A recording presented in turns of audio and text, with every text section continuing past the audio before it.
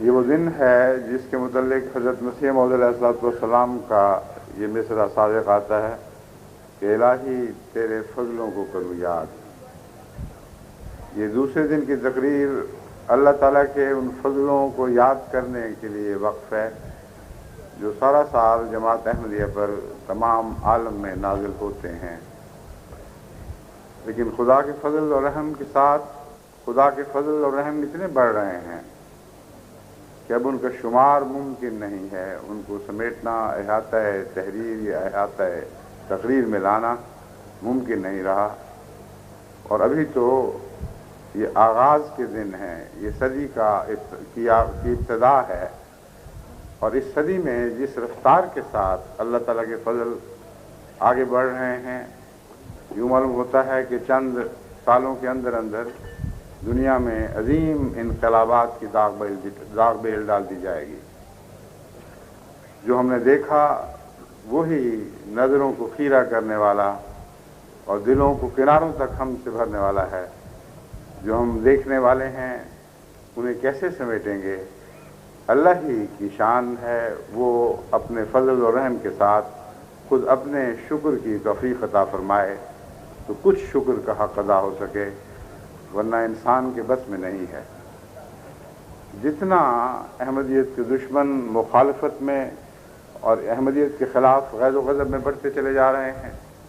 اتنا ہی زیادہ خدا کا پیار کا ہاتھ ہمارے دلوں کو سکون بخشتا چلا جا رہا ہے۔ حضرت مسیح موعود علیہ السلام کی وہ تحریر ذہن میں ابھرتی ہے، وہ یاد آتی ہے جس میں حضور لکھتے ہیں کہ سارا دن مولویوں کی گند اور گالی گلوچ اور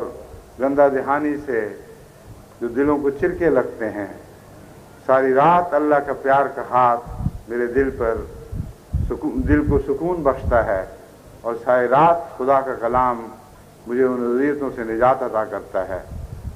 اور میرے دل کو اپنی حمد سے بھر دیتا ہے۔ بس یہی وہ خدا کا فضل ہے جو ہمیں زندہ رہنے کے سہارے عطا کرتا ہے، ورنہ جس قسم کا جھوٹ اور فساد اور اناد ان دشمنوں نے شروع کر رکھا ہے، اس کی خبروں سے دل ایک دفعہ نہیں 1000 بار پارا پارا ہو جاتا ہے، اور سمجھ نہیں آتی کہ انسان ان تکلیفوں کے ساتھ کیسے جی سکے گا۔ مگر جب خدا کے فضل نازل ہوتے ہیں تو سب دکھ بھلا دیے جاتے ہیں، وہ سب زخم دھل جاتے ہیں، اور ان زخموں پر خدا کی رحمتوں کے پھائے لگ جاتے ہیں۔ بس آج کا دن خدا کے فضلوں کی یاد کا دن ہے، اور آپ دیکھیں گے کہ جوں احمدیت کی مخالفت بڑھ رہی ہے، خدا کے فضل بھی اسی طرح کثرت کے ساتھ، اس سے بہت زیادہ کثرت کے ساتھ نازل ہونے لگے ہیں۔ یہ اعداد و شمار کے سنانے کا دن ہے، اس میں بسا اوقات وہ انسان جس کو اعداد و شمار کا زیادہ فہم نہ ہو، وہ کچھ عرصے کے بعد ان اعداد و شمار کا ساتھ نہیں دے سکتا، یعنی اس کا ذہن وہ اعداد و شمار جذب کرنے کی صلاحیت نہیں رکھتا۔ اس لیے میں کوشش کرتا ہوں کہ کچھ اعداد و شمار پیش کر کے کچھ ایسے واقعات ساتھ ساتھ بیان کروں جس سے آپ کی روح تازہ ہو، اور اگر کسی کو اعداد و شمار کی کثرت سے نیند آنے لگی ہے تو وہ واقعات انہیں جھنجھوڑ کے جگا دیں۔ بعض دفعہ ایسے ہی موقع پر نعرے کام آ جاتے ہیں، اور بعض دفعہ یہ نعرے ایک مضمون میں مخل بھی ہو جایا کرتے ہیں، اس لیے اللہ تعالیٰ نعرہ لگانے والوں کو بھی عقل و فہم عطا کرے، برمحل با موقع نعرے لگائیں اور بے موقع بیچ میں دخل اندازی نہ کریں۔ احمدیت خدا تعالیٰ کے فضل کے ساتھ ملک پھیلتی چلی جا رہی ہے۔ سال یہ خیال تھا کہ 5 اور ملکوں میں احمدیت کا پودا لگایا جائے گا، کیونکہ 5 ہی کی اوسط سے جب سے میں یہاں آیا ہوں ملکوں کی تعداد بڑھ رہی ہے، مگر اللہ تعالیٰ کا احسان ہے کہ 7 نئے ملکوں میں احمدیت پوری طرح نافذ ہو چکی ہے، اور اب یہ تعداد ابھی اتنے اعداد و شمار نہیں ہوئے کہ لوگوں کو نیند آ رہی ہو۔ 135 سے بڑھ کر 142 ہو چکی ہے۔ گزشتہ 10 سال میں جو ہجرت کا دور ہے، جب مولویوں نے پاکستان میں یہ دعویٰ کیا کہ ہم نے احمدیت کو نہ صرف ملک بدر کر دیا ہے بلکہ ملک سے اسے مٹا کے چھوڑیں گے، اور ضیاء الحق نے یہ اعلان کیا اور اس کے ایمبیسیڈر نے یہاں، ان کے ایمبیسیڈر کے نمائندے نے یہاں لنڈن کانفرنس میں پڑھ کے سنایا کہ ہم نے اپنے ملک سے اس کینسر یعنی جماعت احمدیہ کے کینسر کی بیخ کنی کا تو فیصلہ کر ہی لیا ہے، ہم تمام دنیا سے اس کینسر کی بیخ کنی کر کے چھوڑیں گے۔ یہ اس بدبخت کا اعلان تھا، اور آج دیکھیں کہ خدا کے فضل کے ساتھ وہ احمدیت 51 نئے ملکوں میں داخل اور نافذ ہو چکی ہے۔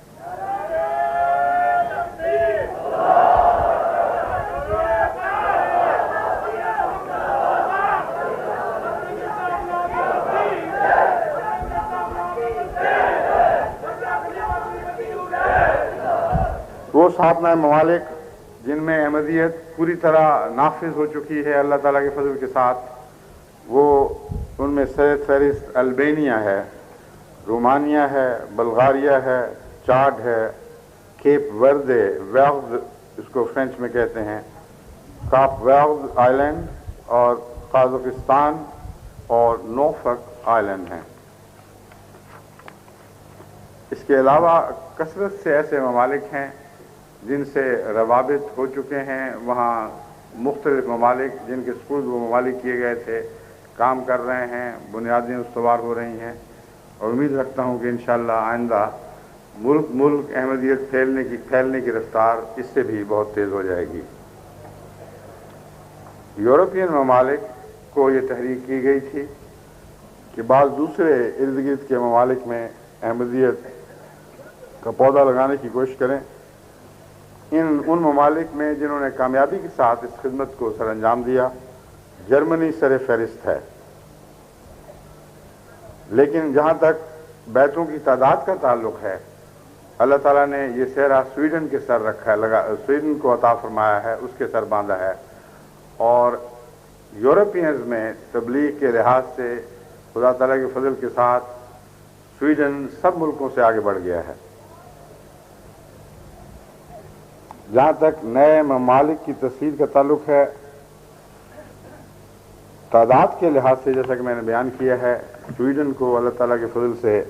سب سے زیادہ نمایاں کامیابی حاصل ہوئی ہے، اور اس کامیابی کے ساتھ اور جرمن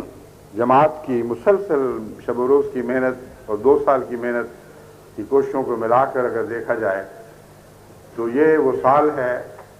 جس میں تاریخ میں پہلی مرتبہ اتنی بڑی تعداد میں یورپین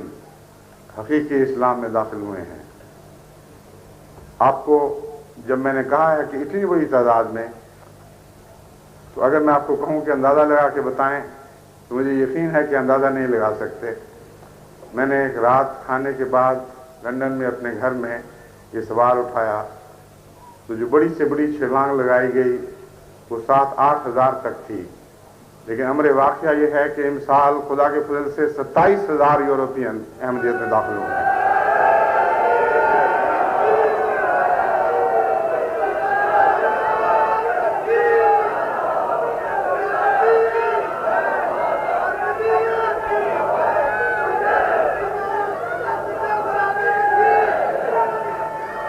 اور ابھی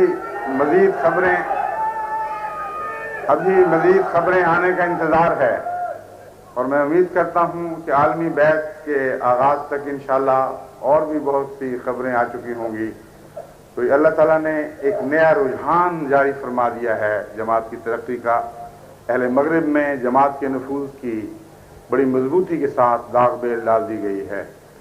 میں ان پاکستانی احمدیوں کو جن کو یورپ نے پناہ دی اور وہ یورپ میں آ کر متمکن ہوئے، ان کو بتانا چاہتا ہوں کہ عنقریب آپ دیکھیں گے کہ یہاں پاکستانی احمدیوں کی تعداد سے کئی گنا یورپین احمدیوں کی تعداد ہو چکی ہوگی۔ بس ابھی سے ان کی تربیت کے لیے جو کچھ کر سکتے ہیں کریں، کیونکہ آپ پر ان کی تربیت کی ذمہ داری عائد ہوتی ہے۔ آج اگر اپنے ان کو سنبھال لیا تو آنے والی نسلیں ہمیشہ آپ کو دعائیں دیں گی، اور آپ متقیوں کے سردار لکھے جائیں گے۔ مگر آج اگر آپ نے ان کو سنبھالنے میں کوتاہی سے کام لیا تو ان کی آئندہ کی کوتاہیوں میں آپ کی غفلت کا بھی دخل ہوگا۔ اللہ تعالی ہمیں معاف فرمائے، توفیق بخشے، صلاحیت عطا کرے اور سچے عجز کے ساتھ اپنی ہر کامیابی کو اللہ کی رحمت کی طرف حقیقت میں منسوب کرنے والے ہوں، نہ کہ محض اوپرے منہ سے دل کی گہرائیوں سے جانتے ہوں کہ محض خدا کے فضل ہیں ورنہ ہم کچھ بھی چیز نہیں، اور پھر استغفار کریں اور حمد کریں اور سلام اور درود بھیجیں اس پاک محسن انسانیت پر جس کی برکتوں کا فیض ہی ہے، جو کل بھی جاری تھا اور آج بھی جاری ہے۔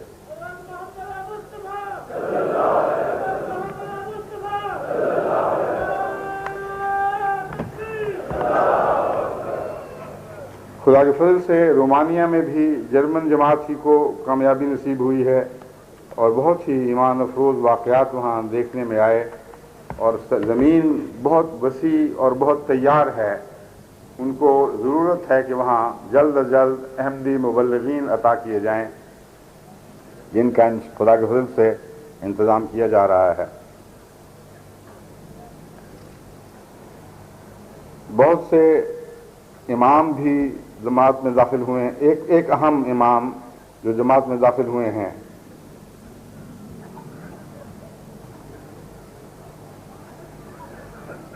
ان کے متعلق ایک رویا دیکھی گئی تھی، کسی نے رویا دیکھی تھی کہ خدا کے فضل سے وہ احمدیت میں داخل ہوں گے۔ اس کا جب ذکر ان سے کیا گیا تو آپ دیدہ ہو گئے، گلے ملے اور عہد و پیمان کیے کہ انشاءاللہ وہ رومانیہ میں احمدیت کو جلد از جلد پھیلانے میں کے لیے ہر ممکن کوشش کریں گے۔ بلغاریہ کے لیے جو جرمنی سے وفد بھیجا گیا تھا، وہاں بلغاریہ میں بھی انہوں نے زمین کو تیار اور منتظر پایا۔ ہر جگہ سے یہ عجیب خبریں مل رہی ہیں کہ لوگ بیٹھے انتظار میں ہیں کہ کب امام مہدی کا پیغام پہنچے اور وہ اسے قبول کریں۔ بس زمینیں تیار بیٹھی ہیں، صرف بیج پھینکنے والوں کا انتظار ہے، اور یہ عجیب خدا کا احسان کا سلسلہ ہے کہ ادھر بیج پھینکتے ہیں اور ادھر وہ بیج اگتا ہے اور آنکھوں کے سامنے نشو و نما پاتا ہے اور باغات پیدا کر دیتا ہے۔ بس وہ واقعہ جو ہمیشہ میں آپ کو سنایا کرتا ہوں وہ آج بھی سناتا ہوں، کیونکہ اس کی لذت لافانی ہے۔ ایک دفعہ ایک بادشاہ نے یہ اپنے لیے رواج مقرر کیا کہ جب بھی وہ کسی کی بات کو پسند کرتا تھا تو زہ کہتا تھا، اور وزیر کو حکم تھا کہ جب بھی وہ زہ کہے تو 100 اشرفیوں کی ایک تھیلی نکال کے اس کو دے دے جس کے حق میں زہ کا لفظ کہا گیا ہو۔ ایک دفعہ وہ بادشاہ اپنے وزیر کے ساتھ شکار پر نکلا، اور بھی کچھ ساتھی تھے جو بھٹک کے ایک طرف رہ گئے۔ رستے میں بادشاہ اور وزیر نے دیکھا کہ ایک بہت بوڑھا فلاح یعنی زمیندار کھجوروں کے درخت لگا رہا ہے۔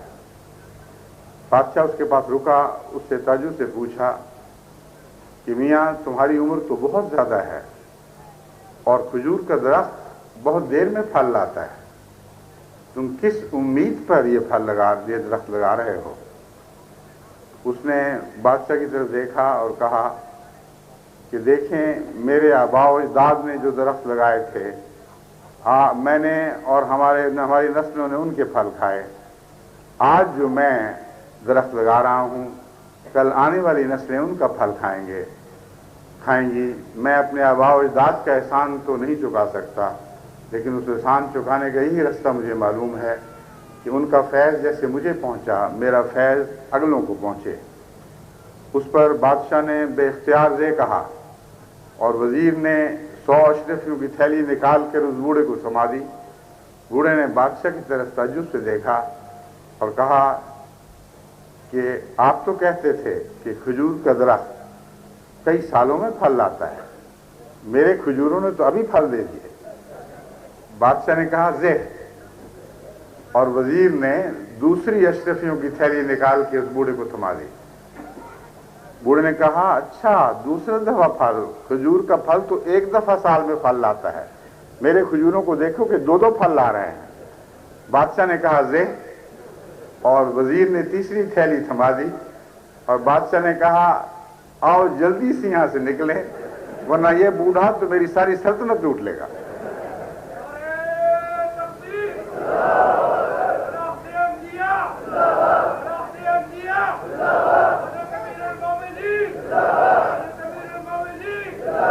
بس آج تو ویسا ہی منظر دکھائی دیتا ہے، ہم تھوڑی سی کوشش کرتے ہیں اور جو بیج اگتے ہیں وہ دیکھتے دیکھتے پھلدار درختوں میں تبدیل ہو جاتے ہیں، ان کے پھل کا فیض لوگ پاتے ہیں، ان کے مزے اڑاتے ہیں اور پھر ان کے بیجوں سے اور درخت نکلتے ہیں اور باغات پیدا ہو رہے ہیں۔ یوں معلوم ہوتا ہے کہ آسمان سے خدا ہماری کوششوں اور قربانیوں پر زہ اور زہ اور زہ کہتا چلا جا رہا ہے، اور میں آپ کو یقین دلاتا ہوں کہ خدا اس بادشاہ کی طرح جگہ چھوڑ کر جانے والا نہیں۔ آپ اس سے وفا کریں، خدا کبھی آپ کے مقام کو اپنی برکتوں سمیت اپنی برکتوں کے ساتھ علیحدہ نہیں کرے گا، ہمیشہ آپ کی پشت پناہی پر کھڑا رہے گا اور ہر ادنا کوشش پر زہ کہتا چلا جائے گا۔ یہ وہ دور ہے جب انشاءاللہ ہماری درختوں کے پھل سال بسال 1 2 3 دفعہ نہیں، انشاءاللہ سینکڑوں دفعہ پھل لائیں گے، اور ہر دفعہ ہمیں اللہ کی رحمتوں کے حضور گردن اور سر جھکا دینے چاہیے۔ خدا کے حضور سجدہ ریز رہنے کے دن آ گئے ہیں، اب تو روحوں کو ہمیشہ سدا سجدوں کی حالت میں زندگی بسر کرنی چاہیے۔